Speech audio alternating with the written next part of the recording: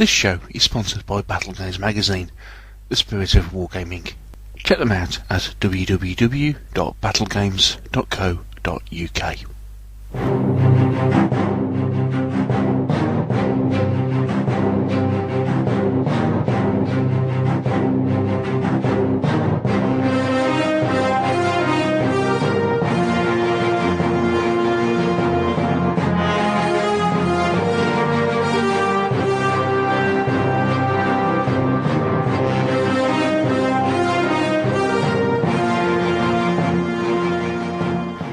Hello and welcome to another episode of the Meeples and Miniatures Miniature Review Show with me, Neil Shook. In today's show we're looking at another release from the Plastic Soldier Company. And the last couple of shows we've been looking at a couple of their Russian 1/72 releases. In today's show we're looking at a release in the same scale, but this time for the Germans. And this is their box set of German Panzer IVs. As I say, this is a 1/72 scale kit, or 20mm. And this particular box set comes with 3 vehicles. And with the options on the sprue, it gives you the chance to build one of several different variants. You've got the Aus F1, the F2, the G, or the H. And in addition to that, you also get the choice of either having the tank with a batten-down turret, or with a commander in the cupola. And as we can see from the back of this box, one interesting thing on the back of the box, you also get a painting guide to some of the standard camouflage patterns from 1942, from 1943 or 1944, with the colours given in standard Vallejo colours. Looking inside the box, and this is what you get. You get 3 each of these sprues. So each tank comes roughly in about 30 parts. It also comes with a full set of instructions for assembling the vehicle, and also for identifying which parts belong to which variants, with 2 of the most obvious variants being obviously the difference in the gun with the F1, and also the fact that the H variant has the Scherzen. So let's have a look at the sprues in a little bit more detail. First off, we've got the lower body sprue. This contains the lower part of the hull, the running gear and the tracks.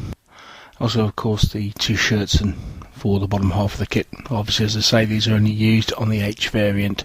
Then you've got the drive wheels, along with a couple of jerry cans and a piece of spare track. And obviously the jerry cans and the spare track are just for placing on the vehicle, just as stowage. But you'll notice that there are 2 different types of drive wheels. One of the drive wheels doesn't have any sprockets on it at all, the other one only has half. It is important to note at this point, I know it's important to note because I did it wrong, that you need to make sure that the sprocket wheels are around the correct way when you build your kit. Unless you do that, your tracks won't fit properly.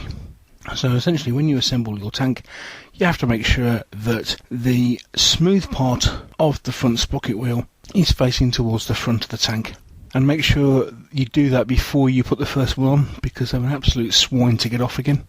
Yes, thus speaks the voice of bitter experience.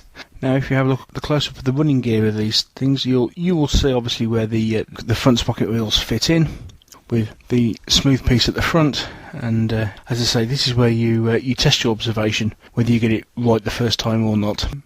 Obviously, this is a fairly fast assembled tank. I must admit, the one thing I hate with standard tank kits is assembling all the wheels on all the running gear, especially when you only get 2 or 3 that you have to all assemble together. It seems to be one of the most fiddly bits of assembling the tank. This is all done for you.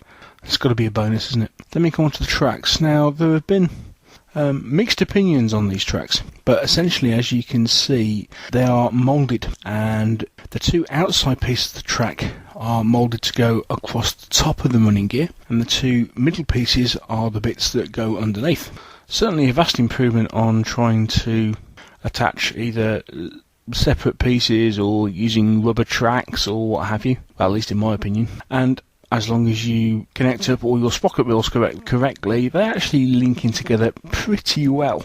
The only problem being, of course, is the fact where the joins are potentially are in quite a visible place, and we'll come on to that on a later picture.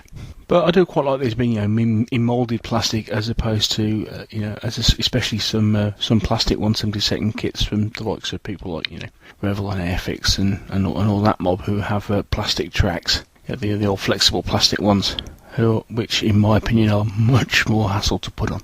So that's basically the bottom of the hull. Now we come to the more interesting sprue, which is the top of the hull. Obviously we've got two bits. See both sides round.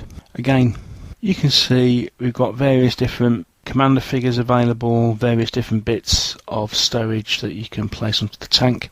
Here we see a close-up of the main hull. We see the couple of the commander figures, and also the main bits for the rear of the tank as well. And obviously you've got the front face plate with the driver's position and the whole machine gun, and then you've got the rear of the tank there as well. Looking at the other piece, this primarily contains the turret pieces. It all fits together really easy actually. Obviously at this point you've got your choice of weapon and also the turret shirts, and should you so require them. Okay, so let's have a look at an example of a fully assembled tank. Now, this was assembled without any stowage on it at all. I threw it together in about 10-15 minutes. It just gives you some example of what the final kit looks like. Obviously, you can spend a lot more time with this. Again, my mistake with the sprocket wheels is quite noticeable at this point as well. As I said, this is the H variant, complete with all the shirts. And as we take a tour around the tank, you can see all the various details. As I say, the kit itself is very intuitive. You can see from this rear picture, for example, what I was talking about with the tank tracks. If you look at the bottom of the picture, you can see there's a bit of a ledge where the two pieces of the tank tracks meet. It's not the best join, and you might have to do some modelling work with that. But on the whole, everything fits together pretty well, pretty easily.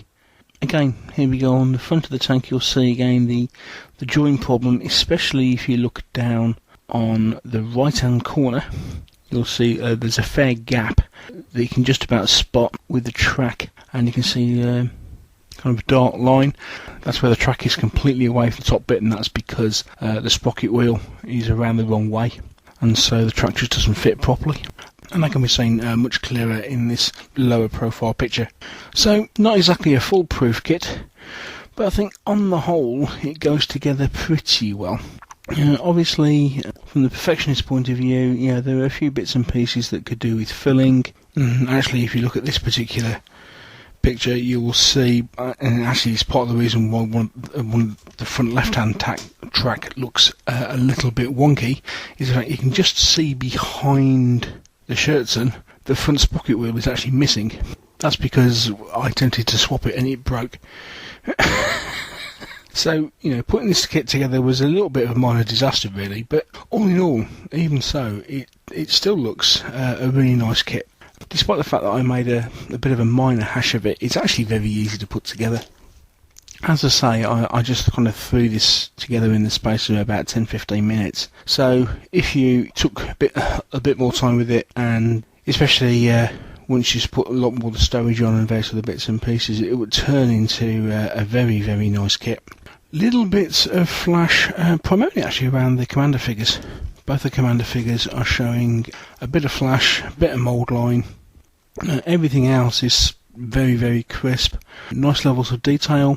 And whilst in some ways it's a fairly basic kit really, I think it certainly gives enough detail, especially once you've got all the stowage on it, to be happy with it as a Wargames model. Now the price for this box set is especially what's attractive about it.